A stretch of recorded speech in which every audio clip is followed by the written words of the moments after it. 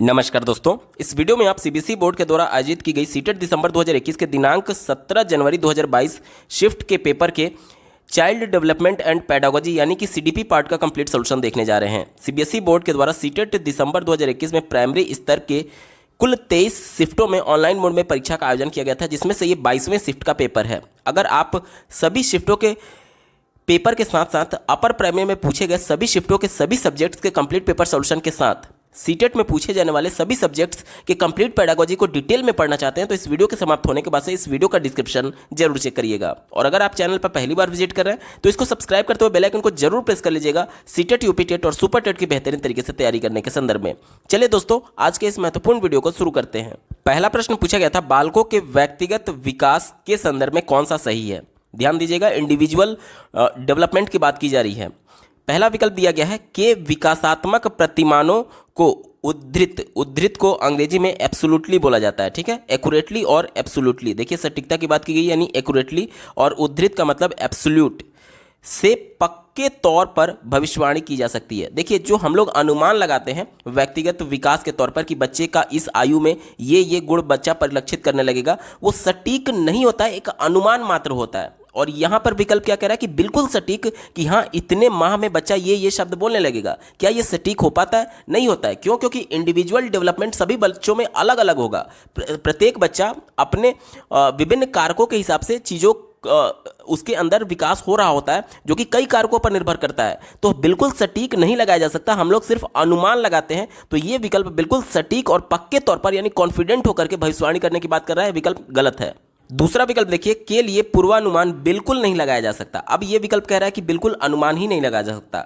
जैसे कि देखिए, बाल्यावस्था, किशोरावस्था, शैशवावस्था, क्या इन सभी अवस्थाओं में क्या क्या गुण परिलक्षित हो सकते हैं बच्चे के डेवलपमेंट में, क्या हम लोग अनुमान नहीं लगा सकते? बिल्कुल लगा सकते हैं। एक मोटा मोटी अनुमान, बिल्कुल एग्जैक्ट तो नहीं, लेकिन एक मोटा मोटी अनुमान लगा सकते हैं। और ये विकल्प क्या कह रहा है कि बिल्कुल अनुमान नहीं लगाया जा सकता। ये भी विकल्प निगेटिव हो गया। चौथा देखिए, अव्यवस्थित और असतत है, यानी कि बिल्कुल एक तरीके से डिस्टर्ब है और कॉन्टिन्यूअस नहीं है। जैसे कि मान लीजिए बच्चा पहले शैशवावस्था में आया, उसके बाद बाल्यावस्था में जाएगा, उसके बाद किशोरावस्था में जाएगा, तो ये तो बिल्कुल कॉन्टिन्यूअस हो गया ना, यानी कि बिल्कुल सतत है। और विकल्प क्या कह रहा है? असतत होता है। तो ये विकल्प भी निगेटिव है, हमारा उत्तर नहीं होगा। एक ही विकल्प बचा ऑप्शन नंबर 3 देखिए, के लिए बहुत कुछ हद तक पूर्वानुमान लगाया जा सकता है, परंतु सभी बच्चों के विकास की दर अलग अलग होती है। ये विकल्प बिल्कुल एप्रोप्रिएट है और यही इसका सटीक जवाब होगा। हम लोग अनुमान तो लगाते हैं कि बच्चा इस स्टेज में ये गुण परिलक्षित करेगा, लेकिन वो अनुमान मात्र होता है, क्योंकि प्रत्येक बच्चा अपने आप में यूनिक है और इंडिविजुअल डिफरेंसेस की वजह से प्रत्येक बालक में विकास की जो दर होती है वो अलग अलग होती है। ऑप्शन नंबर 3 इसी की बात करता है, विकल्प नंबर 3 एप्रोप्रिएट होगा। अगला प्रश्न पूछा गया था, निम्नलिखित में से कौन सा कथन सही है। पहला विकल्प दिया गया है, विकास क्रमबद्ध नहीं होता है। यह विकल्प निगेटिव है। क्यों? क्योंकि देखिए, विकास के जो क्रम हमने पढ़ा है, शैशवावस्था, बाल्यावस्था और किशोरावस्था, ये एक क्रम में चलते हैं। अब मान लीजिए कोई बच्चा शैशवावस्था में, तो बाल्यावस्था को स्किप करके या फिर इग्नोर करके डायरेक्ट किशोरावस्था में थोड़ी चला जाएगा, वो क्रम से ही तो जाएगा। यही बात पहले विकल्प में इसका उल्टा कहा गया कि विकास क्रमबद्ध नहीं होता है, तो ये निगेटिव हो गया। दूसरा देखिए, कहा जा रहा है कि विकास अव्यवस्थित होता है। अव्यवस्थित यानी कि एक निश्चित ऑर्डर में नहीं होता है। तो ऑर्डर की बात की जाए, क्रम की बात की जाए, व्यवस्था की बात की जाए, तो सभी लगभग एक ही सेंस देते हैं। तो वही उदाहरण मैं यहाँ पर भी पेश करना चाहूँगा कि मान लीजिए शैशवावस्था में बालक पहले छोटे छोटे वर्णों को बोलना सीख रहा है, अक्षरों को बोलना सीख रहा है, तो अचानक से वो अमूर्त चिंतन थोड़ी करने लगेगा। पहले वो चीज़ों को देख करके, प्रत्यक्ष तौर पर देख करके मूर्त अवस्था में सीखेगा, उसके बाद अमूर्त वाला कॉन्सेप्ट आएगा। यानी कि ये पूरी तरीके से व्यवस्थित है, एक ऑर्डर में चलता है। और ये विकल्प क्या कह रहा है? अव्यवस्थित है, तो ये भी हमारा उत्तर नहीं होगा। चौथा देखिए, विकासात्मक प्रतिमान सांस्कृतिक परिवेश से प्रभावित नहीं होते हैं। सांस्कृतिक परिवेश क्या हो गया? बच्चे का वातावरण। हमने सीडीपी में स्टार्टिंग से ये पढ़ा था कि बच्चे का जो विकास होता है वो उसके आनुवांशिक लक्षण और उसके वातावरण के अंतर क्रिया का प्रतिफल होता है। यानी कि एक उदाहरण मैं देता हूं, जैसे कि मान लीजिए एक उत्तम किस्म का बीज है। उत्तम किस्म का बीज यानी कि पहले के पौधे के उसके अच्छे गुण आ चुके हैं, यानी आनुवंशिकता अच्छी है। लेकिन मान लीजिए उस वर्ष बारिश नहीं हुई। बारिश क्या था? वातावरण था अच्छा। बारिश ना होने के कंडीशन में उस वर्ष फसल अच्छी नहीं होगी। यानी कि सांस्कृतिक परिवेश, जिस वातावरण में वो बालक है, वो भी इंपॉर्टेंट है। और ये विकल्प क्या कह रहा है कि सांस्कृतिक परिवेश से प्रभावित नहीं होता है विकास, तो ये निगेटिव था, हमारा उत्तर नहीं होगा। एक ही विकल्प बचा ऑप्शन नंबर 3 देखिए, विकास एक सतत प्रक्रिया है, यानी कि कॉन्टिन्यूअस प्रोसेस है। ये बात बिल्कुल सही है। हम लोग जीवन पर्यंत तक विकास करते हैं, ठीक है। और देखिए विकास एक तरीके से जो शारीरिक विकास होती है वो तो कुछ हद तक जाकर के रुक जाएगी एक आयु के बाद से, लेकिन जो हमारे माइंड का डेवलपमेंट होता है वो जीवन पर्यंत होता है, क्योंकि जब जब हम नई बातें सीख रहे हैं, जब जब नई चीज़ें सीख रहे हैं, तो हम अपने आईक्यू का इस्तेमाल कर रहे होते हैं। तो विकास जो होता है वो सतत चलने वाली प्रक्रिया है। विकल्प नंबर 3 बिल्कुल अप्रोप्रिएट है और यही इसका सटीक जवाब होगा।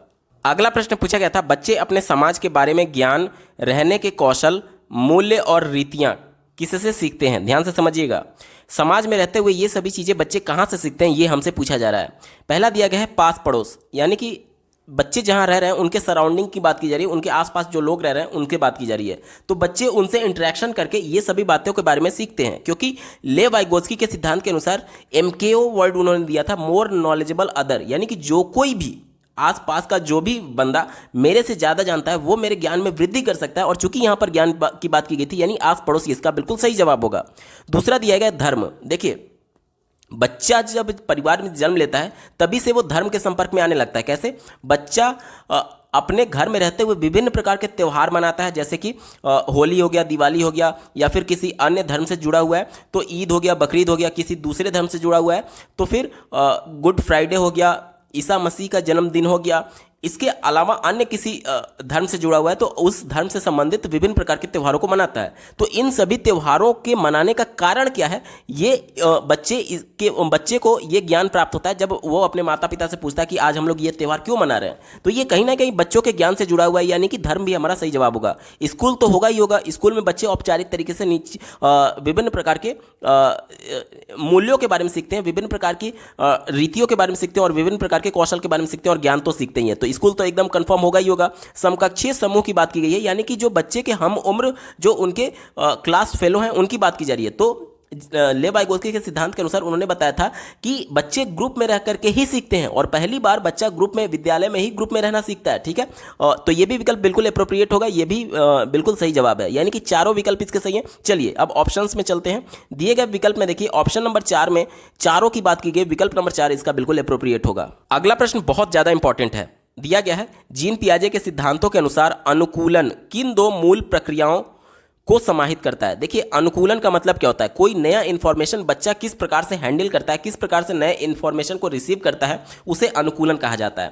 अब इंफॉर्मेशन को 2 प्रकार से रिसीव किया जा सकता है। जीन पियाजे ने इसके बारे में बताया था। उन्होंने ये बताया था कि बच्चे कोई भी इंफॉर्मेशन को सेव करने से पहले उसे ऑर्गेनाइज करते हैं, यानी कि सबसे पहले वो उस इंफॉर्मेशन को संगठित करते हैं और उनके माइंड में पहले से सेट ऑफ इंस्ट्रक्शंस है। सेट ऑफ इंस्ट्रक्शन क्या हो गया? छोटे छोटे इंफॉर्मेशन के पैकेट्स होते हैं। जिस प्रकार से आपके मोबाइल में विभिन्न फाइलों का, जैसे कि MP3 फाइल यानी कि गाने का अलग फोल्डर है, वीडियो क्लिप्स का अलग फोल्डर है, इसके अलावा जो आपके कॉन्टैक्ट लिस्ट्स हैं उनके अलग फोल्डर होते हैं। इसके अलावा जितने भी एक्सटेंशंस होते हैं, चाहे एक्सेल फाइल हो गया, वर्ड फाइल हो गया, सबका अलग अलग एक्सटेंशन होता है और सबके लिए अलग अलग फोल्डर्स होते हैं, ठीक है। इसी प्रकार से अलग अलग इंफॉर्मेशन के लिए बच्चों के माइंड में अलग अलग स्कीमा बना होता है। इसे ही फोल्डर कहा जाता है या फिर सेट ऑफ इंस्ट्रक्शन कहा जाता है, जिसमें इंफॉर्मेशन जाकर के सेव होता है। अब मान लीजिए बच्चे को 4 वस्तु मैंने दिखाई, एक खाने का चीज़, एक पहनने का चीज़, दूसरा यात्रा करने के लिए चीज़ और चौथा भ्रमण करने के लिए चीज, या फिर कोई और समझ लीजिए।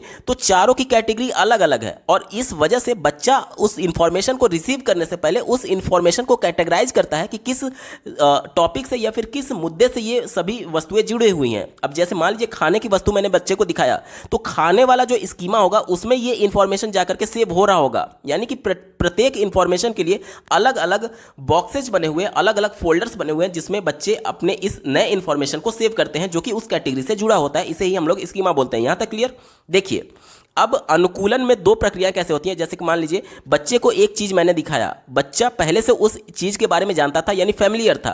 तो जब बच्चे के माइंड में पहले से किसी चीज को लेकर के जानकारी है, यानी पहले से उसका स्कीमा बना होगा, तभी तो वो उसके बारे में जान रहा है। यानी कि पहले से स्कीमा किसी चीज के लिए बना हुआ है और अगर नया इंफॉर्मेशन उसी स्कीमा से रिलेटेड है तो वह उसी स्कीमा में उस इंफॉर्मेशन को सेव कर देता है, जिसे हम लोग समावेशन बोलते हैं। लेकिन क्या होगा अगर जो नया इंफॉर्मेशन है और जो पुराना इंफॉर्मेशन स्कीमा है उसमें कुछ विरोधाभास हो?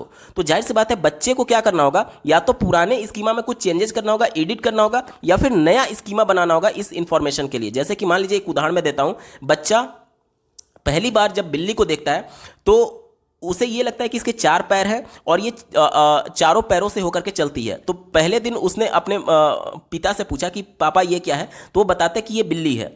अब बिल्कुल छोटा बच्चा है और पहली बार उसने बिल्ली को देखा था। अगले दिन वो क्या करता है कि कुत्ते को देखता है। अब उसके माइंड में ये स्कीमा बना हुआ है कि 4 पैर से चलने वाली चीज बिल्ली होती है। अगले दिन जब उसने कुत्ता देखा तो अपने पापा से बोला, देखिए पापा वो बिल्ली जा रही है। क्यों? क्योंकि पहले दिन उसके पिता ने बताया था कि बिल्ली के 4 पैर होते हैं और उसके माइंड में ये स्कीमा बन गया कि जो भी 4 पैर वाला होगा वो बिल्ली होगा। लेकिन जब दूसरे दिन उसने कुत्ते को देखा और उसके पिता ने बताया कि बेटा ये बिल्ली नहीं बल्कि कुत्ता है, तब वो इंफॉर्मेशन में फिर से एडिट करेगा पुराने वाले इंफॉर्मेशन पे, जो कि पहला स्कीमा बनाया था कि 4 पैर वाला बिल्ली होता है। अब वो आवाज के आधार पर उसमें डिफरेंशिएट कर रहा होगा, यानी कि जो म्याऊ म्याऊ बोलेगी वो बिल्ली होगी और जो भौं भौं बोलेगा वो कुत्ता होगा। यानी कि पहले स्कीमा बिल्ली का वो बना चुका था कि जिसके 4 पैर होंगे वो बिल्ली होंगे, लेकिन उस इंफॉर्मेशन में, उस स्कीमा में चेंज करने की आवश्यकता पड़ी जब अगले दिन कुत्ता देखा कि जो म्याऊ बोलेगा वही केवल बिल्ली हो सकता है और जो भौं भौं बोलेगा वो कुत्ता होगा। यानी नया इंफॉर्मेशन बच्चे के पास आया कुत्ते का, और इस इंफॉर्मेशन को रिसीव करने से पहले वो पुराने स्कीमा बिल्ली वाले में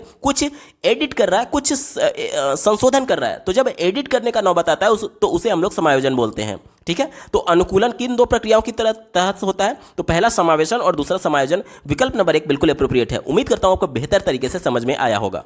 अगला प्रश्न पूछा गया था, जीन पियाजे के संज्ञानात्मक विकास के किस स्तर पर बच्चे लंबाई व भार जैसे गुणात्मक आधारों पर वस्तुओं को व्यवस्थित कर पाते हैं, परंतु अमूर्त संरचनाओं की संक्रियात्मकता में कठिनाई महसूस करते हैं? यानी अमूर्त चिंतन वाला अभी स्टेज नहीं आया है, तो अमूर्त चिंतन तो होगा नहीं, बाकी बच्चे में व्यवस्थित करने का और क्रम से निर्धारित करने का ये गुण आ चुका है। तो ये किसकी प्रॉपर्टी होती है? ये मूर्त संक्रियात्मक अवस्था की प्रॉपर्टी होती है। बच्चा किस अवस्था में? बच्चा मूर्त संक्रियात्मक अवस्था में। विकल्प नंबर 3 एप्रोप्रिएट होगा। अगला प्रश्न पूछा गया था, लेव वाइगोत्स्की के सिद्धांतों के अनुसार व्यक्तिगत वाक क्या है? व्यक्तिगत वाक यानी बच्चा जो अपने आप से बोलता है। देखिए ध्यान से समझिएगा, बहुत इंपॉर्टेंट टॉपिक है। जिस प्रकार से मान लीजिए कल आपकी सीटेट की परीक्षा या फिर कोई भी कॉम्पिटिटिव एग्जाम है, तो आप अपने मन में खुद से बातें कर रहे होते हैं कि कल मेरा एग्जाम है, एग्जाम सेंटर्स पर मैं टाइम से पहुंच जाऊंगा और उसके लिए मुझे कुछ डॉक्यूमेंट्स ले जाने होंगे, जैसे कि एडमिट कार्ड और मेरा एक original ID proof, government ID proof.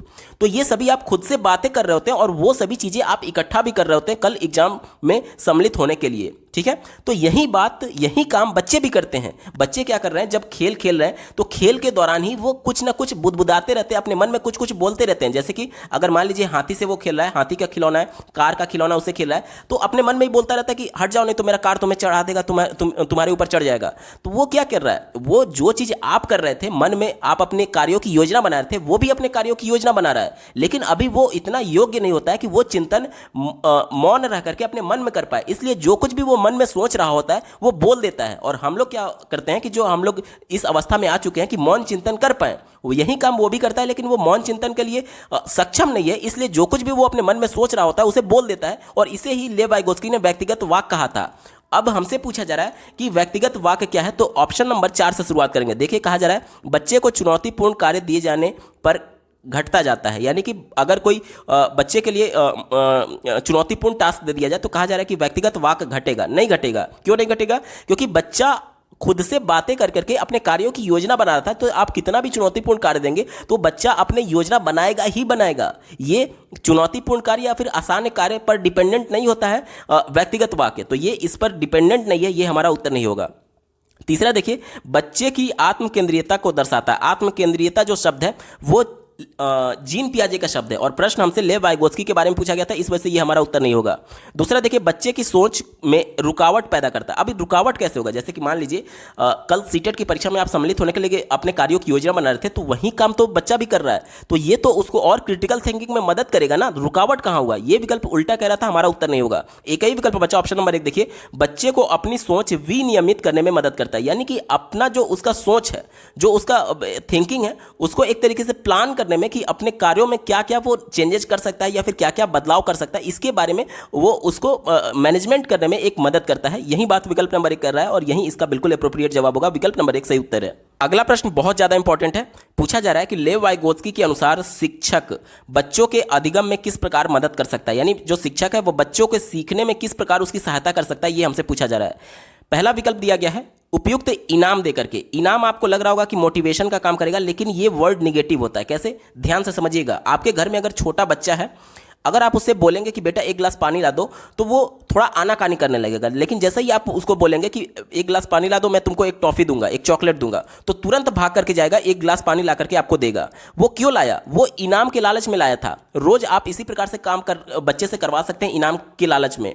बच्चा कोई भी काम अगर मना करे तो आप उसको बोलिए कि मैं तुम्हें एक चॉकलेट दूंगा, वो तुरंत वो काम करके देगा। वो काम क्यों कर रहा था? चॉकलेट के लालच में।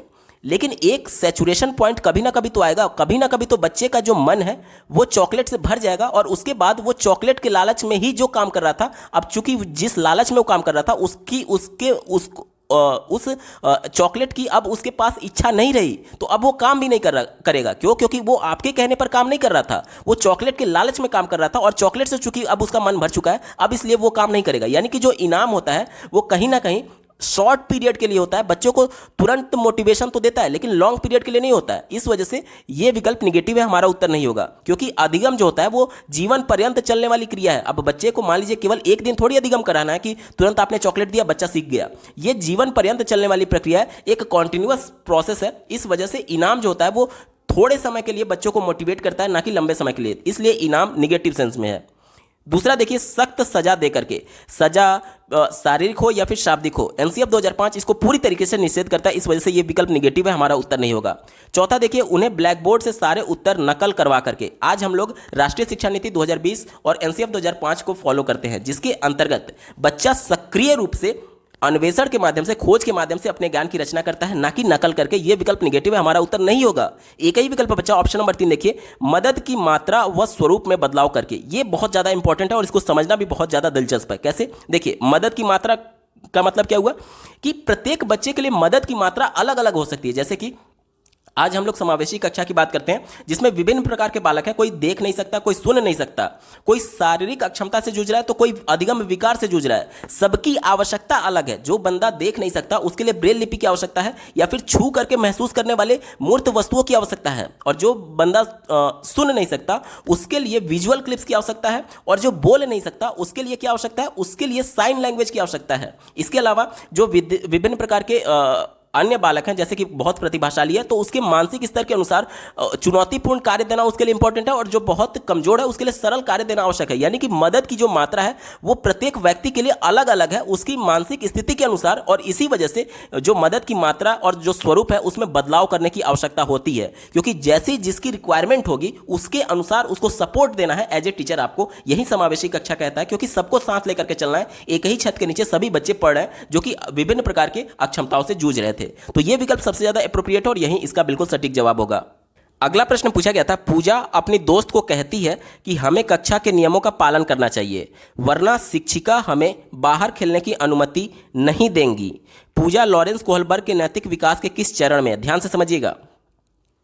यहां पर पूजा को यह डर है कि अगर मैंने अपना होमवर्क नहीं किया या फिर अपने कक्षा के नियमों का पालन नहीं किया, तो जो शिक्षिका है वो हमें बाहर खेलने नहीं देंगी, खेलने का अनुमति नहीं देंगी।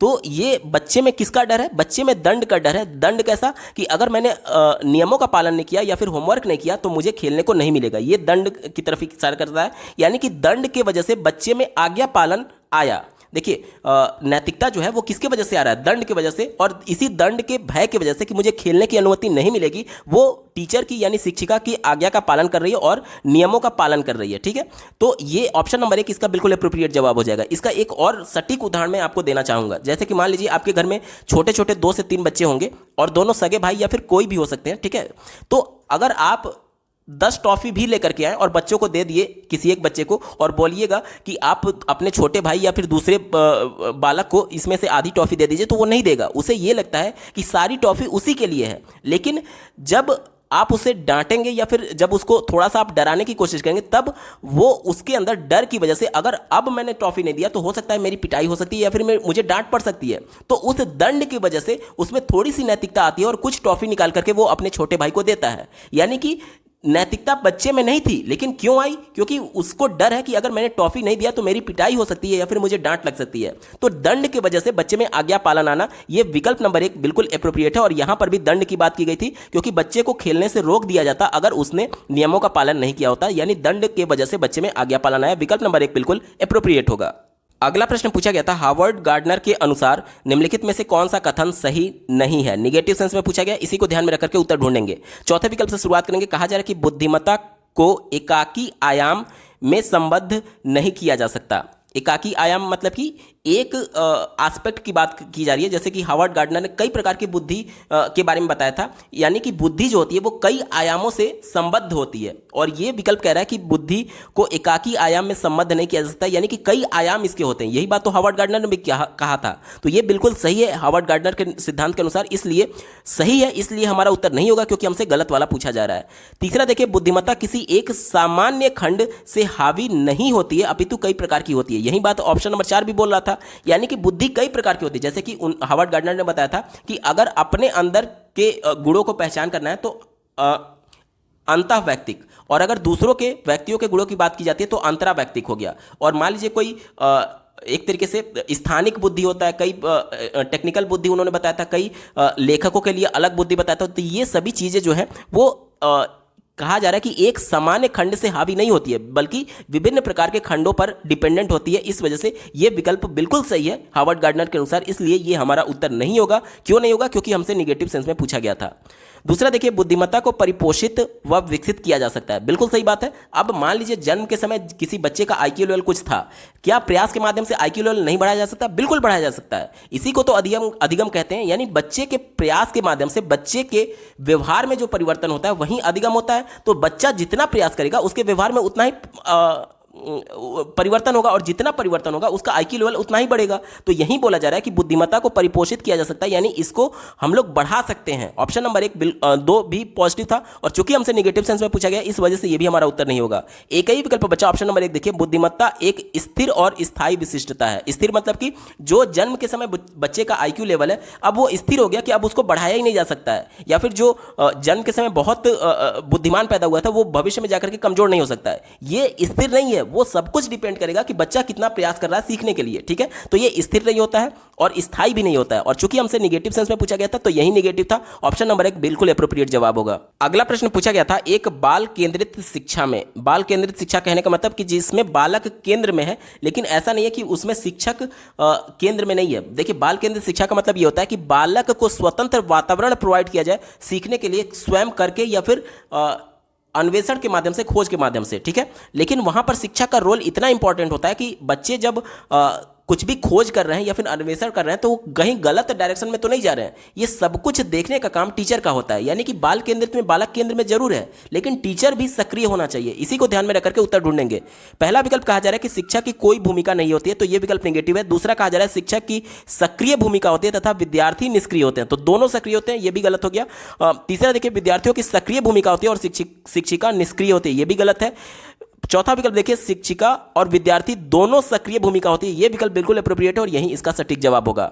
अगला प्रश्न एक स्टेटमेंट और एक रीजन पर बेस्ड पूछा गया है और सही विकल्प का हमें चयन करना है दोनों को पढ़ करके। पहला स्टेटमेंट दिया गया है, कक्षाओं में लड़के गणित व विज्ञान में लड़कियों से कहीं बेहतर प्रदर्शन करने की क्षमता रखते हैं। तो ये एक जेंडर रूढ़िवादिता है जो कि कहीं से भी तार्किक रूप से या फिर साइंटिफिकली प्रूफ नहीं है। ये एक समाज के द्वारा हमारे ऊपर थोपा गया है कि जो लड़के होते हैं वो साइंस साइड से पढ़ाई करते हैं और लड़कियां जो होती है वो आर्ट साइड से पढ़ाई करती हैं। तो ये कोई साइंटिफिक प्रूफ नहीं है, इसलिए हम लोग इसको गलत मान करके चलेंगे। तर्क क्या दिया गया है कि लड़कों में लड़कियों की अपेक्षा गणितीय तर्क और वैज्ञानिक क्षमताएं सहज रूप से मौजूद होती हैं, तो ये विकल्प निगेटिव है क्योंकि ये भी जेंडर रूढ़िवादिता को दिखा रहा है। लिंग के आधार पर गणित या फिर किसी भी विषय में तर्क क्षमता निर्धारित नहीं हो सकती, क्योंकि लिंग जो है वो क्षमता निर्धारित करने का पैमाना नहीं है। लिंग एक बायोलॉजिकल टर्म है जो कि माता पिता के जन्म के समय ही निर्धारित होता है। वो बाद में परिवेश में आने के बाद से, वातावरण के संपर्क में आने के बाद से उसका IQ लेवल बढ़ सकता है या फिर घट सकता है। वो बाद में पर्यावरण पर निर्भर करेगा, ना कि आनुवंशिकता पर। ठीक है, इस वजह से लिंग के आधार पर कहना कि लड़कियों में क्षमता कम होगी तर्क करने का और ये वैज्ञानिक क्षमताएं सहज रूप से मौजूद नहीं होती है लड़कियों में, ये निगेटिव सेंस में है। इस वजह से ये भी हमारा उत्तर नहीं होगा, यानी दोनों विकल्प इसके गलत है। चलिए अब विकल्पों में चलते हैं। ऑप्शन नंबर 4 में दिया गया है A और R दोनों गलत है, इसका बिल्कुल एप्रोप्रिएट जवाब होगा।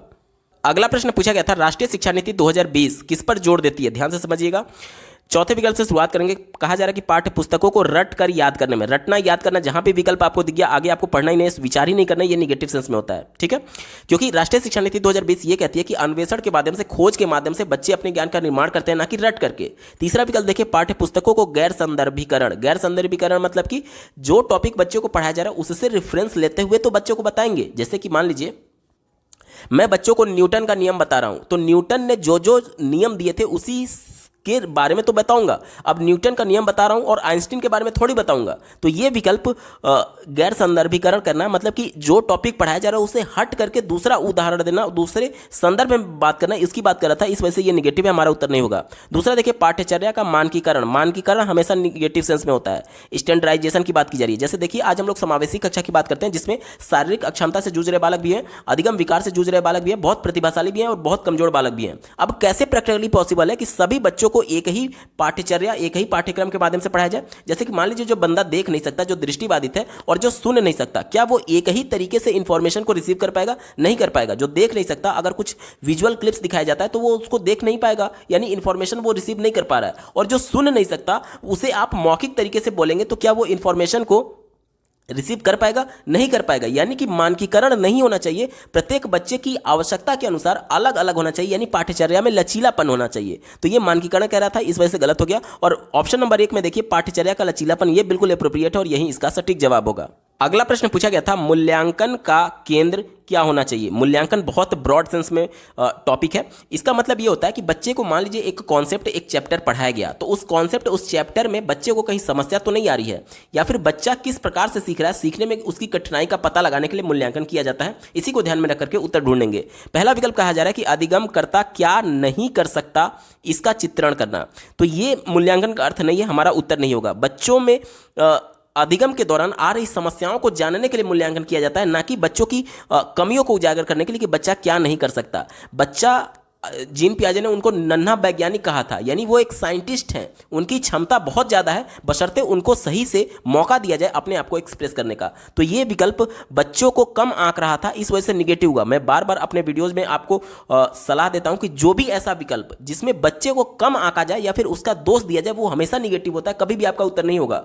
क्योंकि बच्चे सबसे ज़्यादा सक्रिय होते हैं, एक तरीके से उत्सुक होते हैं चीज़ों को सीखने के संदर्भ में, तो उनको कभी भी गलती ठहराई नहीं जा सकता। अगर बच्चे नहीं सीख पा रहे हैं तो पूरी गलती या तो टीचर की है, या फिर जो उसके द्वारा शिक्षण विधि अपनाई जा रही है उसकी गलती है, या फिर शिक्षण संस्थान की गलती है। कभी भी बच्चे की गलती नहीं मानी जाएगी सीटेट की परीक्षा में, इसको गांठ बांध करके रख लीजिएगा, ठीक है। चलिए, दूसरा विकल्प कहा जा रहा है कि कक्षा के दूसरे बच्चों की तुलना में अधिगमकर्ता के प्रदर्शन का स्पष्टीकरण करना। अब एक कक्षा के बच्चे का दूसरे बच्चे से तुलना करने की बात की जा रही है, ये विकल्प बिल्कुल निगेटिव है। कैसे?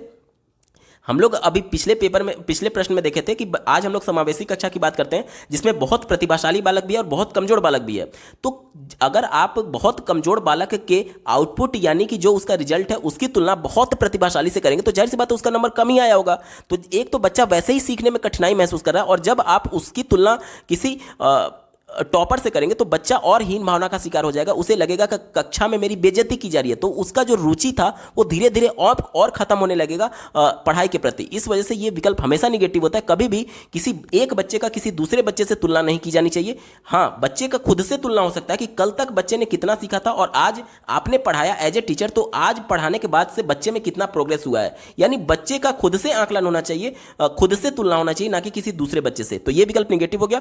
तीसरा देखिए, मानक वर्ग में बच्चों को लेबलिंग करना। देखिए, लेबलिंग करने का मतलब कि तुम बहुत तेज हो तो उसके लिए अलग ग्रुप, तुम बहुत कमजोर हो तो अलग ग्रुप, तुम मध्यम हो तो अलग ग्रुप। यहां पर जब भी अलग अलग ग्रुप में बांटने की बात की जाती है, लेबलिंग का मतलब कि उनको एक नाम देकर के, लेबल देकर के अलग ग्रुप में रखने की बात की जा रही है। तो ये समावेशी कक्षा का बिल्कुल विरोध है। क्यों विरोध है? क्योंकि समावेशी कक्षा ये कहता है कि सभी प्रकार के बच्चों को, चाहे किसी भी प्रकार के अधिगम विकार से जूझ रहे हो, किसी भी प्रकार के शारीरिक क्षमता से जूझ रहे हो, सबको साथ लेकर के चलना है, किसी में भेदभाव नहीं करना है। और ये विकल्प मानक वर्ग में बच्चों को बांटने की बात कर रहा था, इस वजह से ये भी निगेटिव है, हमारा उत्तर नहीं होगा। एक ही विकल्प बचा, ऑप्शन नंबर 4 देखिए, अधिगमकर्ता क्या और कैसे सीख रहा है इसका वर्णन करना। अब देखिए, क्या सीख रहा है और कैसे सीख रहा है, यानी कि कहीं बच्चे को कोई समस्या तो नहीं आ रही सीखने में, यानी सीखने में वो क्या क्या समस्याएं फेस कर रहा है, इसके बारे में जानने के लिए मूल्यांकन किया जाता है। विकल्प नंबर 4 बिल्कुल एप्रोप्रिएट है और यही इसका सटीक जवाब होगा। अगला प्रश्न पूछा गया था, निम्नलिखित में से कौन सा विकल्प एक सामाजिक रचनावादी कक्षा जिसमें बच्चों की व्यक्तिगत जरूरतों को ध्यान में रखा जाता है की व्याख्या करता है। ध्यान से समझिएगा, व्यक्तिगत जरूरत की बात की जा रही है। आज हम लोग समावेशी कक्षा की बात करते हैं, जिसमें प्रत्येक बच्चे की व्यक्तिगत आवश्यकता अलग अलग हो सकती है। कोई दृष्टिबाधित है तो उसके लिए ब्रेल लिपि की आवश्यकता होगी, कोई श्रवण बाधित है तो उसके लिए विजुअल क्लिप्स की आवश्यकता होगी, कोई बोल नहीं सकता तो उसके लिए साइन लैंग्वेज की आवश्यकता होगी। यानी प्रत्येक बच्चे की जरूरत अलग अलग है। इसी को ध्यान में रख करके हमको उत्तर ढूंढना है कि कौन सा सामाजिक रचनावादी होगा। सामाजिक रचनावादी यानी कि लेव वाइगोत्स्की के आधार पर यह प्रश्न पूछा गया है, क्योंकि उनका ही टर्म है सामाजिक सांस्कृतिक अंतःक्रिया का सिद्धांत। यानी कि वो वाला विकल्प हमारा सही होगा जिसमें बच्चे सक्रिय रूप से ग्रुप में इंटरेक्शन कर रहे होंगे, वही वाला विकल्प हमारा सही होगा। ठीक है, चलिए अब ऑप्शन पे चलते हैं। पहला विकल्प दिया गया बैठने की तय व्यवस्था, ये विकल्प निगेटिव है। तय व्यवस्था नहीं होनी चाहिए। क्यों? क्योंकि मान लीजिए आपके कक्षा में आज तक कोई भी ऐसा बालक नहीं था जो कि शारीरिक अक्षमता से जूझ रहा था या फिर विकलांग था, पैर से विकलांगता था, लेकिन अगले दिन कोई नए बच्चे का एडमिशन हुआ और उसकी रिक्वायरमेंट ये है कि कक्षा में इंटर करते तुरंत उसको बैठना है, क्योंकि वो पीछे बहुत ज़्यादा नहीं जा सकता। तो अगर तय व्यवस्था रहेगी तो बच्चे को बैठने में दिक्कत होगी, उसको पीछे जाना पड़ेगा। और जबकि समावेशी कक्षा ये कहता है कि बच्चों को उसकी ज़रूरत के हिसाब से उनको अनुकूल माहौल दिया जाना चाहिए, तो तय व्यवस्था नहीं होनी चाहिए। अगर कोई बच्चा आगे बैठ रहा है और दूसरा बच्चा जिसको उससे ज़्यादा जरूरत है आगे बैठने की, तो उसको हटा करके जिसकी जरूरत है उसके हिसाब से उसको बैठाना चाहिए। तो तय व्यवस्था नहीं होनी चाहिए, ये निगेटिव हो गया। ठीक है, दूसरा देखिए, शिक्षकों को केवल निर्देश देना और बच्चों से पूर्ण आज्ञा पालन की अपेक्षा करना, यह विकल्प निगेटिव है। केवल एकमात्र एक ही, जहां भी आपको दिख गया अब आपको आगे विचार करना ही नहीं है, यह विकल्प हमेशा ही निगेटिव होता है अगर प्रश्न पॉजिटिव सेंस में पूछा गया है। तीसरा देखिए, बच्चों द्वारा तथ्यों को स्मरण करना, रटना, याद करना, स्मरण करना, ये सभी वर्ड निगेटिव है। विकल्प को निगेटिव कर देते हैं, कभी भी हमारा उत्तर नहीं होगा।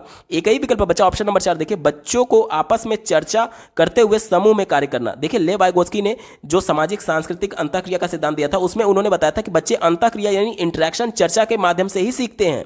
ठीक है, और यहां पर ग्रुप की भी बात की गई थी, तो लेव वाइगोत्स्की के अनुसार एप्रोप्रिएट ऑप्शन नंबर 4 होगा और यही इसका बिल्कुल सटीक जवाब है। अगला प्रश्न पूछा गया था, निम्न में से कौन सा प्रश्न कक्षा में समालोचनात्मक सोच को बढ़ावा देने के लिए सही उदाहरण है? पॉजिटिव सेंस में हमसे पूछा गया है। समालोचनात्मक सोच यानी कि क्रिटिकल थिंकिंग की बात की जा रही है। चलिए इसी को ध्यान में रख करके उत्तर ढूंढेंगे। समालोचनात्मक चिंतन यानी क्रिटिकल थिंकिंग का मतलब ये है कि हमारा वो वाला विकल्प सही होगा जिसमें प्रत्येक बच्चे को अपने मौलिक विचार के माध्यम से अलग अलग उत्तर या फिर अलग अलग विचारों पर सोचने का मौका मिलेगा। कैसे? ध्यान से समझिएगा। अगर मैं आपसे एक प्रश्न पूछता हूं कि भारत की राजधानी क्या है, तो कक्षा में अगर 50 बच्चे हैं तो 50 बच्चों का एक ही आएगा, क्योंकि वो बचपन से ही इसे रटते आ रहे हैं। तो इसमें कोई भी क्रिटिकल थिंकिंग नहीं है, बच्चा अपने स्तर पर कुछ भी नया विचार, मौलिक विचार नहीं सोच रहा है। लेकिन अगर मैं आपसे ये बोलूं कि भारत की आबादी जो लगातार बढ़ रही है उसको कम करने की क्या क्या उपाय हो सकते हैं, तो प्रत्येक बच्चा अपने हिसाब से जनसंख्या को कंट्रोल करने के उपाय के बारे में चर्चा विमर्श कर रहा होगा।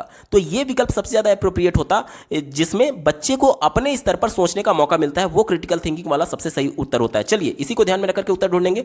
पहला विकल्प दिया गया 325 और 486 को जमा करो, यानी दोनों को जोड़ने की बात की जा रही है, तो प्रत्येक बच्चे का उत्तर एक ही आएगा। तो ये कोई भी क्रिटिकल थिंकिंग नहीं है, हमारा उत्तर नहीं होगा। दूसरा देखिए, बाल विवाह प्रतिबंध अधिनियम किस वर्ष में पारित हुआ था, तो जिस ईयर में ये पारित हुआ था प्रत्येक बच्चे के लिए एक ही उत्तर होगा, तो ये भी हमारा उत्तर नहीं होगा। क्रिटिकल थिंकिंग इसमें भी कुछ नहीं है, बच्चा रट करके भी इसका उत्तर दे सकता है। तीसरा देखिए, श्वसन को परिभाषित कीजिए, तो परिभाषा वर्ड जहां पर भी आ गया याद रखिएगा वो हमेशा निगेटिव होता है, क्योंकि बच्चे प्राइमरी स्तर के कक्षा 1 से 5 तक के, इनके लिए परिभाषा इंपॉर्टेंट नहीं है। इनके लिए खेल के माध्यम से, अन्वेषण के माध्यम से सक्रिय भागीदारी करके चीजों को सिखाना है, ना कि परिभाषा रटवाना है। परिभाषा हमेशा निगेटिव होता है, जहां पर भी आपको दिख गया आगे विचार ही नहीं करना है, उस विकल्प को तुरंत काट दीजिए, ये कभी भी आपका उत्तर नहीं होगा अगर प्रश्न पॉजिटिव सेंस में पूछा गया है। एक ही विकल्प बचा ऑप्शन नंबर 4। देखिए, अपने शहर में प्रदूषण के विभिन्न कारणों का विश्लेषण कीजिए और प्रदूषण करने के विभिन्न उपाय सोचिए।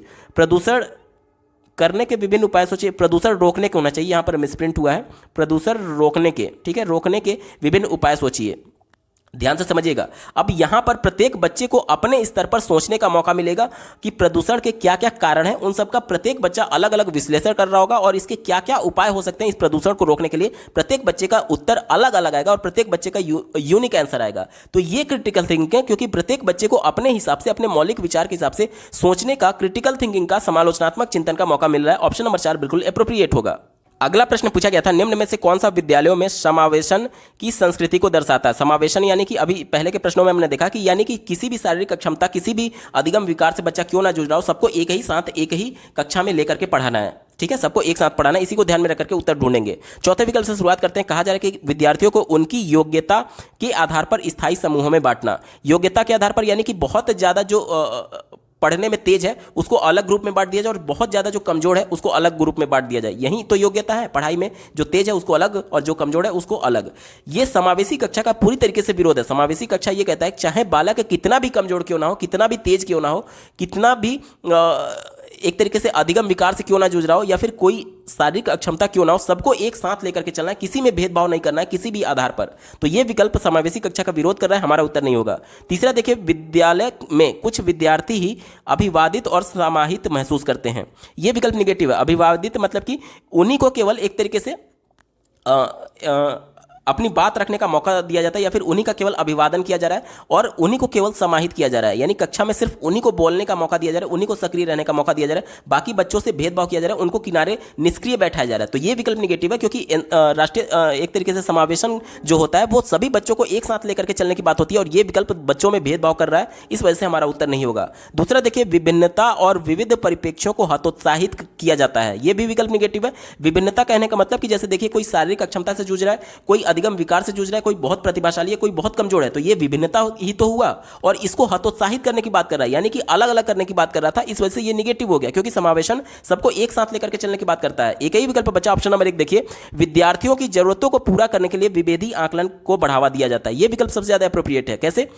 अब देखिए, जो बच्चा देख नहीं सकता उसके लिए जरूरत है ब्रेल लिपि की, जो बच्चा सुन नहीं सकता उसके लिए जरूरत है विजुअल क्लिप्स की, जो बच्चा बोल नहीं सकता उसके लिए जरूरत है साइन लैंग्वेज की। सबकी जरूरत अलग अलग है, और उन जरूरतों का आकलन करने के लिए, उन जरूरतों का पता लगाने के लिए हम आकलन करते हैं, यानी कि मूल्यांकन करते हैं। तो यह विकल्प बिल्कुल एप्रोप्रिएट है, समावेशन के संस्कृति को दर्शाता है। ऑप्शन नंबर 1 बिल्कुल एप्रोप्रिएट होगा और यही इसका सटीक जवाब होगा।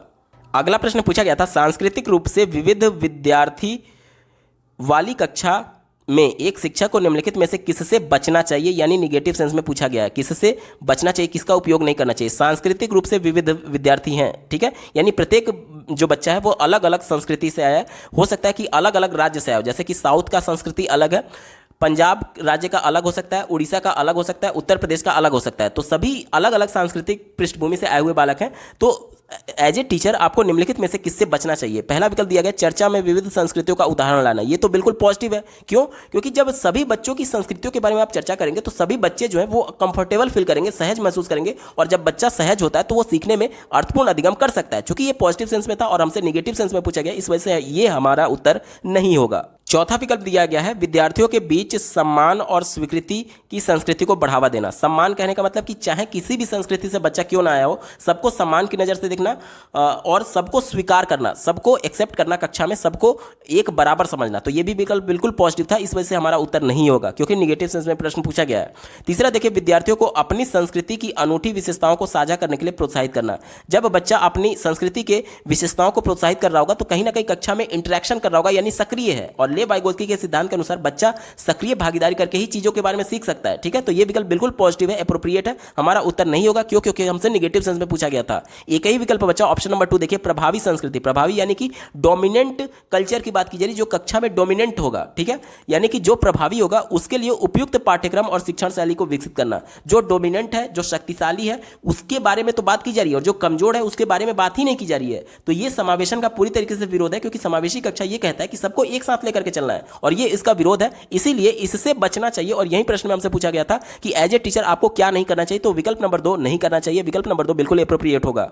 अगला प्रश्न पूछा गया था, निम्नलिखित में से किससे विद्यार्थी की अक्षरों और शब्दों को पढ़ने, उनकी व्याख्या करने और उन्हें समझने की क्षमता सीधे प्रभावित होती है। ध्यान से समझिएगा, पढ़ने की बात की जा रही है, पढ़ने में अक्षमता को हम लोग क्या कहते हैं, डिसलेक्सिया बोलते हैं, और इसी को हिंदी में वाचन वैफल्य बोला जाता है। विकल्प नंबर 3 बिल्कुल एप्रोप्रिएट होगा। अगला प्रश्न पूछा गया था, गतिक दिव्यांगता, यानी कि ऐसे दिव्यांग अभ्यर्थी जो गति नहीं कर सकते, यानी जिनका पैर से कुछ प्रॉब्लम होगा, जो चल नहीं सकते, गति नहीं कर सकते, उनके बारे में बात किया जा रहा है। वाले विद्यार्थियों का सफल समावेशन सुनिश्चित करने के लिए निम्न में से किस से बचना महत्वपूर्ण है। अब देखिए, जो बच्चा चल नहीं सकता, जाहिर सी बात है उसके लिए हमें ग्राउंड फ्लोर पर ही कक्षा की व्यवस्था करनी होगी, या फिर जो भी उसके लिए ज़रूरतें हैं वो ग्राउंड फ्लोर पर ही, ताकि उसको ऊपर चढ़ने की आवश्यकता ना पड़े। इसका हमें विशेष तौर पर ध्यान देना होगा। ठीक है, हमसे प्रश्न में पूछा गया कि किससे बचना है, इसी को ध्यान में रख करके उत्तर ढूंढेंगे।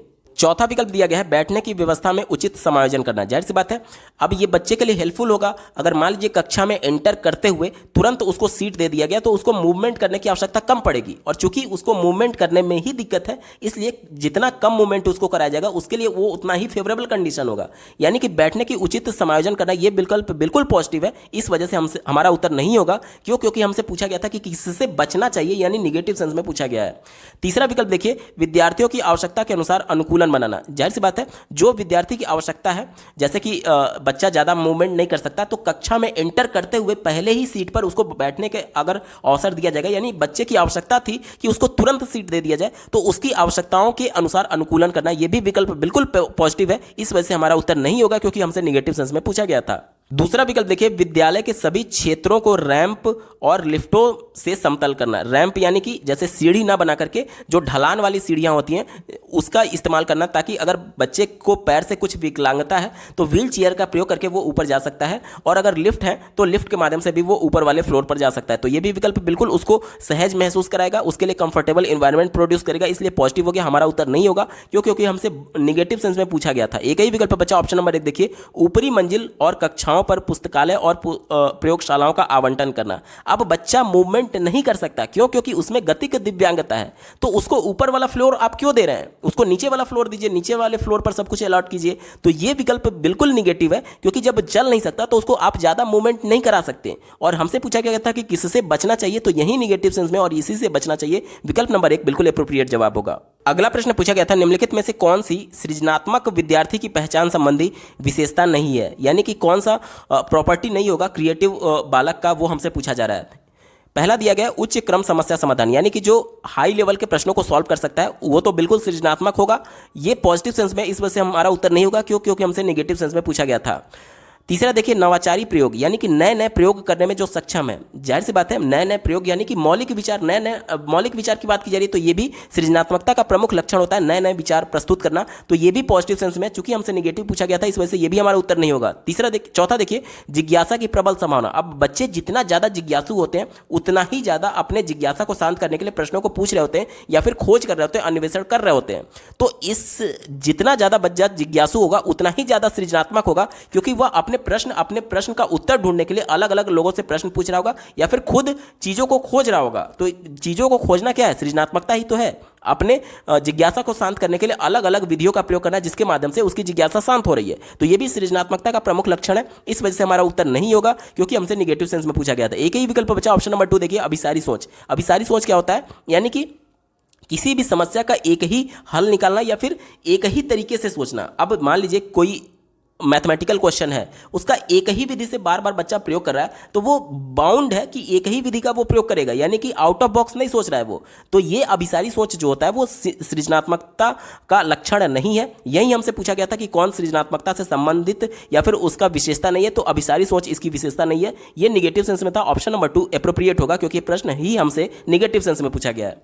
अगला प्रश्न पूछा गया था, किसी विशेष विषय वस्तु को लंबे समय तक स्मरण रखने को सुसाध्य करने हेतु एक शिक्षक को निम्नलिखित में से किस रणनीति से बचना चाहिए, हमसे निगेटिव सेंस में पूछा गया है। ठीक है, इसी को ध्यान में रख करके उत्तर ढूंढने के। चलिए चौथे विकल्प से शुरुआत करते हैं। मानसिक चित्र का उपयोग करना। मानसिक चित्र यानी कि देखिए, बच्चे को अल्फाबेट जो सिखाया जाता है, जैसे क हो गया, तो इसको मानसिक रूप से निरूपित कर दिया गया क से कबूतर, यानी कि बच्चा जब भी कबूतर को देखेगा तब उसके मन में क वर्ण आ जाएगा। ख को किससे निरूपित किया गया है? ख से खरगोश। जब भी बच्चा खरगोश का इमेज कहीं देखेगा उसको ख का सिंबल याद आएगा, ख का वर्ण याद आएगा। इसी प्रकार से ए की बात करें तो बच्चे को ए से कोरिलेट कर दिया गया है एप्पल के चित्र को, यानी कि ये मानसिक रूप से जो ये इमेजेस हैं, जो विभिन्न प्रकार के फल हैं या फिर विभिन्न प्रकार के जानवर हैं, वस्तु हैं, उनको किसी न किसी अल्फ़ाबेट से कोरिलेट कर दिया गया है ताकि बच्चे इसको लंबे समय तक याद रख पाएँ। ये तो बिल्कुल एप्रोप्रिएट है, इस वजह से हमारा उत्तर नहीं होगा।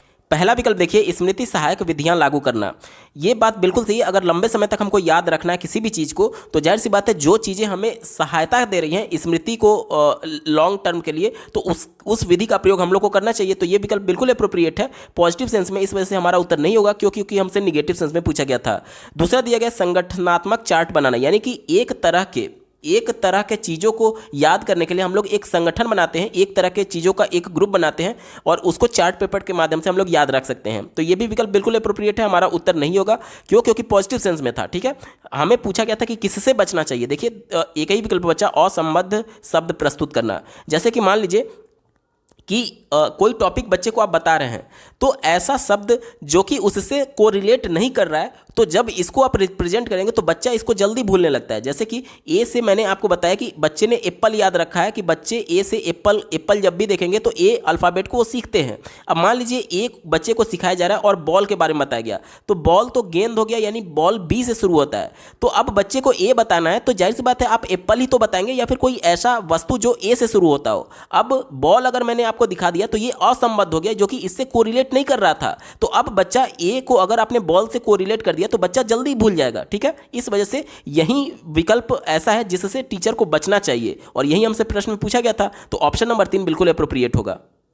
अगला प्रश्न पूछा गया था, जब सीखी जाने वाली सामग्री कैसी हो तो विद्यार्थी बेहतर तरीके से सीखते हैं। चौथे विकल्प से शुरुआत करते हैं, उनके सामाजिक सांस्कृतिक संदर्भ से भिन्न हो। एनसीएफ 2005 बच्चों के परिवेश से जोड़ करके पढ़ाने की बात करता है, यानी कि सामाजिक संदर्भ से जुड़ा हुआ होना चाहिए, और ये विकल्प उसका उल्टा बोला जा रहा है, इस वजह से निगेटिव है, हमारा उत्तर नहीं होगा।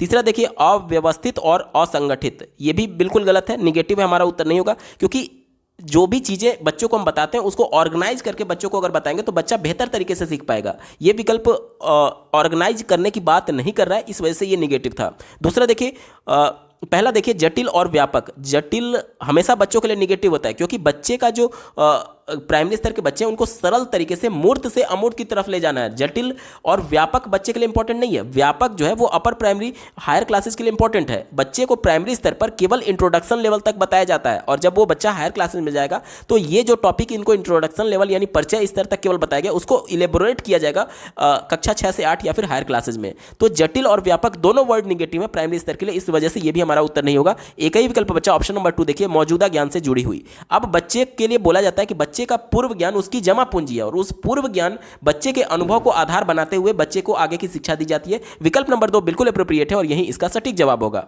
अगला प्रश्न पूछा गया था, निम्नलिखित में से कौन सा कारक शैक्षणिक उपलब्धियों में विद्यार्थियों की विफलता में योगदान देता है। मतलब कि कौन सा ऐसा कारक है जो कि बच्चों को असफल करने में जोड़ देगा। ठीक है, इसी को ध्यान में रख करके उत्तर ढूंढेंगे। चौथा विकल्प दिया गया, शिक्षार्थी केंद्रित शिक्षण शास्त्र। जाहिर सी बात है, जब बाल केंद्रित शिक्षा शास्त्र है तो जिसमें बालक खुद सक्रिय है अपने ज्ञान की रचना करने के लिए अन्वेषण के माध्यम से या फिर खोज के माध्यम से या फिर खुद कर करके, तो ये तो बिल्कुल अप्रोप्रिएट हो गया ना। तो ये पॉजिटिव सेंस में, और चूंकि प्रश्न हमसे निगेटिव सेंस में पूछा गया था, इस वजह से ये हमारा उत्तर नहीं होगा। तीसरा देखिए, समावेशी दर्शन। समावेशी मतलब क्या हुआ कि सभी बच्चों की जरूरतों को ध्यान में रखना है, सभी बच्चों की आवश्यकताओं को ध्यान में रखना है। जब बच्चे को कंफर्टेबल फील कराया जा रहा है तो वो तो बच्चे के लिए पॉजिटिव सेंस में है, और चूंकि हमसे निगेटिव सेंस में पूछा गया था, इस वजह से ये हमारा उत्तर नहीं होगा। एक पहला विकल्प देखिए, अनुभवात्मक शिक्षा। अनुभवात्मक मतलब कि जो बच्चे का पूर्व ज्ञान है वो उसकी जमा पूंजी है, उसका अनुभव है, यानी जो कुछ भी बच्चे ने परिवेश में देखा है वो उसका अनुभव है। अब अगर बच्चे के अनुभव को आधार बनाते हुए यानी बच्चे के पूर्व ज्ञान को आधार बनाते हुए नई शिक्षा को दिया जाएगा तो ये बच्चे के लिए अप्रोप्रिएट है, पॉजिटिव सेंस में। और चूंकि हमसे निगेटिव सेंस में पूछा गया था, इसलिए ये भी हमारा उत्तर नहीं होगा। एक ही विकल्प बचा ऑप्शन नंबर 2 देखिए, गैर प्रासंगिक पाठ्यक्रम। मतलब कि जिस भी टॉपिक को बच्चे को आप समझा रहे हैं उस टॉपिक से संदर्भित बच्चे का रेफरेंस लेते हुए, मतलब कि जैसे मान लीजिए एनसीएफ 2005 ये कहता है कि बच्चे को उसके परिवेश से जोड़ करके बताना है। अब हमसे ये बोला जा रहा है कि गैर प्रासंगिक, मतलब कि किसी का भी प्रसंग नहीं लेना है, किसी से भी रेफरेंस नहीं लेना है। तो ये तो एनसीएफ 2005 का पूरी तरीके से विरोध है, और इसकी वजह से बच्चे विफल होंगे, और यही एक कारक है जो कि शैक्षिक उपलब्धियों में विद्यार्थियों की विफलता में योगदान देगा। विकल्प नंबर 2 अप्रोप्रिएट है, निगेटिव सेंस में होने की वजह से, और प्रश्न भी हमसे निगेटिव सेंस में पूछा गया था। ऑप्शन नंबर 2 सही जवाब होगा। अगला प्रश्न पूछा गया था, राष्ट्रीय पाठ्यचर्या रूपरेखा 2005 यानी एनसीएफ 2005 के अनुसार कौन सा पॉजिटिव है, कौन सा सही है, ये हमसे पूछा जा रहा है। चलिए पहले विकल्प से शुरुआत करेंगे, बच्चे शिक्षक द्वारा दी गई सामग्री के निष्क्रिय प्राप्त करता है। एनसीएफ 2005 ये कहता है कि बच्चे सक्रिय रूप से भागीदारी करके अपने ज्ञान की रचना करते हैं। देखिए, निष्क्रिय कहने का मतलब यहाँ पर ये है, और प्राप्त करना का मतलब क्या होगा कि जैसे कक्षा में बच्चे हायर क्लासेज में जैसे टीचर आकर के केवल लेक्चर देकर के चले जाते हैं और बच्चे इन्फॉर्मेशन प्राप्त कर लेते हैं, उस सेंस में कहा जा रहा है। बच्चे प्राइमरी स्तर के हैं, वो खेल के माध्यम से सीखेंगे, सक्रिय रूप से भागीदारी सहभागिता दिखा करके सीखेंगे। यानी निष्क्रिय वर्ड प्राइमरी के लिए निगेटिव है, हमारा उत्तर नहीं होगा। ठीक है। दूसरा देखिए, बच्चों में अधिगम को विनियमित करने की क्षमता नहीं होती है। विनियमित यानी कि अरेंज करने की क्षमता नहीं कहा जा रहा है, जबकि जीन पियाजे का ही महत्वपूर्ण टर्म है स्कीमा और संगठन। संगठन का के बारे में, ऑर्गेनाइज के बारे में उन्होंने ये बताया था कि बच्चे किसी भी इंफॉर्मेशन को जब रिसीव करते हैं तो सबसे पहले वो उसको ऑर्गेनाइज करते हैं, कैटेगराइज करते हैं, जैसे उनके माइंड में जो पहले स्कीमा बना हुआ है उसके हिसाब से।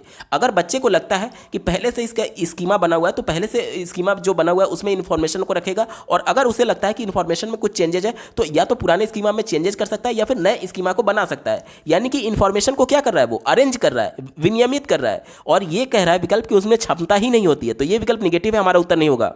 तीसरा देखिए, बच्चे रटने के माध्यम से सर्वश्रेष्ठ सीखते हैं। रटना, याद करना, ये जितने भी वर्ड होते हैं वो हमेशा निगेटिव सेंस में होते हैं, कभी भी हमारा उत्तर नहीं होगा। एक ही विकल्प बचा ऑप्शन नंबर 4। देखिए, बच्चे ज्ञान के निर्माण में सक्रिय भूमिका निभाते हैं। ऑप्शन नंबर 4 यहां पर बिल्कुल एप्रोप्रिएट है और यही इसका सटीक जवाब होगा। अगला प्रश्न पूछा गया था, एक संप्रत्यय को पढ़ाने के लिए एक शिक्षक को निम्नलिखित में से किसके प्रयोग से बचना चाहिए? निगेटिव सेंस में हमसे पूछा गया, इसी को ध्यान में रखकर के उत्तर ढूंढेंगे। चलिए, चौथे विकल्प से शुरुआत करेंगे। कहा जा रहा है कि उनकी संस्कृति में प्रचलित आद्य रूप को हम लोग प्रोटोटाइप बोलते हैं, यानी कि उसके संस्कृति से, सांस्कृतिक पृष्ठभूमि से जोड़ने की बात की जा रही है, जिससे बच्चा कंफर्टेबल होगा कक्षा में। ये विकल्प बिल्कुल पॉजिटिव है, इस वजह से हमारा उत्तर नहीं होगा। क्यों? क्योंकि हमसे निगेटिव सेंस में पूछा गया था। तीसरा देखिए, संप्रत्यय संबंधी गैर उदाहरण। संप्रत्यय संबंधी गैर उदाहरण मतलब कि ऐसा एग्जाम्पल आप बच्चे को ना दीजिए जो कि उस संप्रत्यय, उस कॉन्सेप्ट से संबंधित ना हो, यानी कि कॉन्सेप्ट से रिलेटेड ही बच्चे को उदाहरण देना है। तो ये भी बात तो बिल्कुल सही है ना। इस बच्चे से संप्रत्यय से संबंधित जो भी कॉन्सेप्ट बच्चे को पढ़ाया जा रहा है उससे संबंधित ही उदाहरण देना है। ठीक है, तो ये भी विकल्प बिल्कुल एप्रोप्रिएट है, हमारा उत्तर नहीं होगा। क्यों? क्योंकि हमसे निगेटिव सेंस में पूछा गया था। पहला देखिए, उस संप्रत्यय से संबंधित उदाहरण, तो ये भी विकल्प बिल्कुल सही है। संप्रत्यय कॉन्सेप्ट से संबंधित ही उदाहरण बच्चे को रिप्रेजेंट किया जाएगा तो बच्चा अच्छे तरीके से सीख सकता है, तो ये भी बिल्कुल पॉजिटिव था, हमारा उत्तर नहीं होगा। एक ही विकल्प बच्चा ऑप्शन नंबर 2 देखिए, उस संप्रत्यय के लिए असतत उदाहरण। असतत का मतलब यहां पर क्या है? अमूर्त से है, यानी कि कोई ऐसा आप बच्चे को उदाहरण दे रहे हैं जो कि बच्चे के लिए अमूर्त है।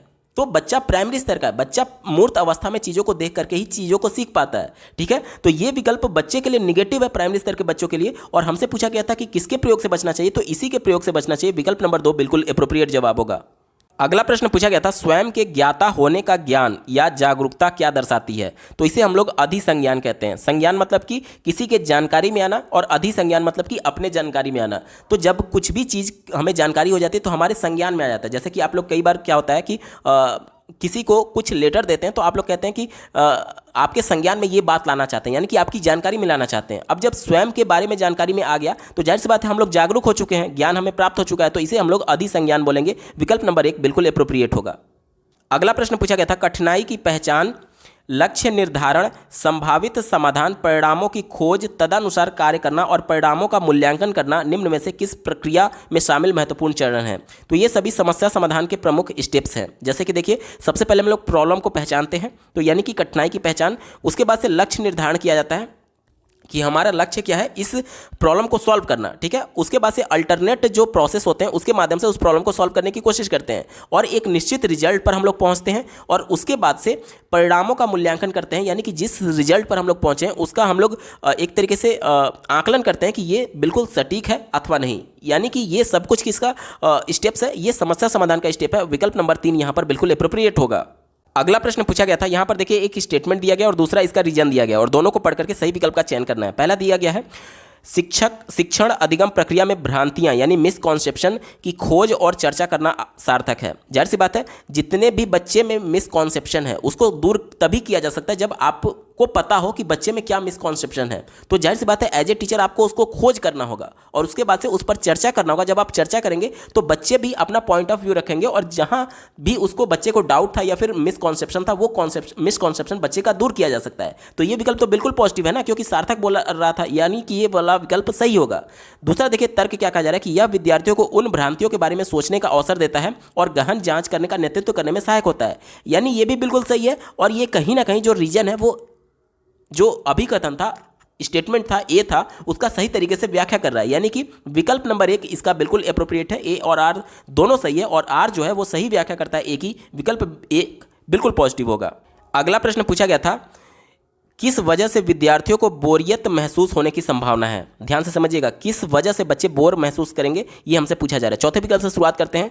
कहा जा रहा है कि उसकी सफलता की अपेक्षा करना। सफलता की अपेक्षा यानी कि एज ए टीचर आप बच्चों से उम्मीद लगाए बैठे हैं कि आप सफल होंगे। तो जब बच्चों से उम्मीद लगाई जाती है तो बच्चे के मन में भी ये भावना आती है कि हाँ, टीचर मेरे से ये एक्सपेक्ट कर रहे हैं, तो उस हिसाब से मुझे मेहनत करने की आवश्यकता है। यानी इससे बच्चे बोर नहीं होंगे। ठीक है, तो ये हमारा नहीं होगा क्योंकि ये पॉजिटिव सेंस में था और हमसे प्रश्न निगेटिव सेंस में पूछा गया है। तीसरा देखिए, उन्हें सफलता मिलने पर, जाहिर सी बात है जब बच्चे सफल हो रहे हैं तो वो बोर क्यों होंगे, वो तो उस सफलता का एंजॉयमेंट ले रहे होंगे ना। तो ये विकल्प भी एप्रोप्रिएट है, पॉजिटिव था, इस वजह से हमारा उत्तर नहीं होगा क्योंकि हमसे निगेटिव सेंस में पूछा गया है। दूसरा देखिए, गतिविधि को महत्व दिए जाने पर, जब बच्चा किसी गतिविधि में सक्रिय रूप से भागीदारी कर रहा है यानी खुद करके देख रहा है तो बच्चा उसमें इंटरेस्ट लेता है। ठीक है, क्योंकि वो निष्क्रिय नहीं है बल्कि सक्रिय है, इस वजह से ये भी हमारा पॉजिटिव सेंस में था, उत्तर नहीं होगा। एक ही विकल्प बचा, ऑप्शन नंबर 1 देखिए, गतिविधि को महत्व ना दिए जाने पर। जब आप मान लीजिए एज ए टीचर किसी भी गतिविधि में बच्चों को पार्टिसिपेट नहीं कर रहे हैं या फिर उसको महत्व नहीं दे रहे हैं, तो इससे क्या होगा कि बच्चा बिल्कुल बोर हो जाएगा कि आप केवल मौखिक तौर पर बच्चे को ज्ञान प्राप्त करा रहे हैं, जो कि बच्चे के लिए निगेटिव है। क्योंकि प्राथमिक स्तर पर एनसीएफ 2005 और राष्ट्रीय शिक्षा नीति 2020 दोनों ये कहती है कि बच्चों को गतिविधि के माध्यम से सक्रिय रूप से भागीदारी करा करके ही बच्चों को सिखाना है, खेल के माध्यम से, और आप गतिविधि को ही महत्व नहीं दे रहे हैं, तो इससे बच्चे बोर हो जाएंगे। ऑप्शन नंबर 1 बिल्कुल अप्रोप्रिएट होगा, निगेटिव होने की वजह से, इस वजह से ये इसका बिल्कुल सटीक जवाब है। अगला प्रश्न पूछा गया था, निम्नलिखित में से कौन सा तरीका प्रतिपुष्टि यानी फीडबैक को प्रेरक के रूप में उपयोग करने का अनुचित तरीका है, यानी निगेटिव सेंस में हमसे पूछा जा रहा है। ध्यान रखिएगा, निगेटिव सेंस में पूछा गया, इसी को ध्यान में रख करके उत्तर ढूंढेंगे। चौथा विकल्प दिया गया है कि अन्य विद्यार्थियों के साथ तुलना किए बिना प्रतिपुष्टि देना। पहले के प्रश्नों में हमने देखा था कि एक बच्चे का किसी दूसरे बच्चे से तुलना नहीं किया जाना चाहिए, इससे बच्चे में नेगेटिविटी आती है। क्योंकि अगर एक बच्चा बहुत प्रतिभाशाली है तो जाहिर सी बात है वो अच्छा परफॉर्म कर रहा होगा, और बहुत कमजोर बालक की जब आप उससे तुलना करते हैं तो बच्चे में हीन भावना का शिकार होने की संभावना बनी रहती है। इस वजह से बच्चे का अपने से तुलना होना चाहिए, किसी दूसरे बच्चे से तुलना नहीं होनी चाहिए। यही बात ये कह रहा है कि बिना तुलना किए हुए किसी दूसरे बच्चे से तुलना ही नहीं किया जा रहा, तो ये तो पॉजिटिव सेंस में हो गया, और चूंकि प्रश्न हमसे नेगेटिव सेंस में पूछा गया था इस वजह से ये हमारा उत्तर नहीं होगा। तीसरा देखिए, विद्यार्थी के काम से संबंधित वर्णनात्मक शैली प्रतिपुष्टि देना।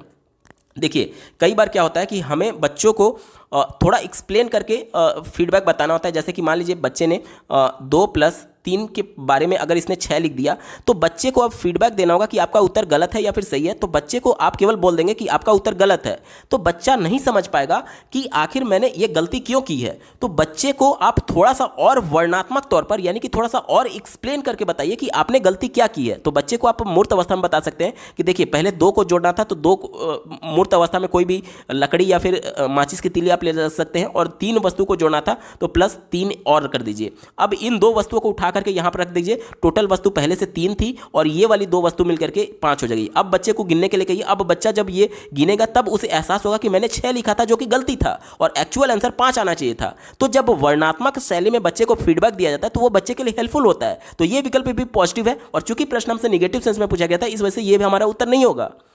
दूसरा देखिए, गतिविधि की प्रक्रिया पर केंद्रित प्रतिपुष्टि।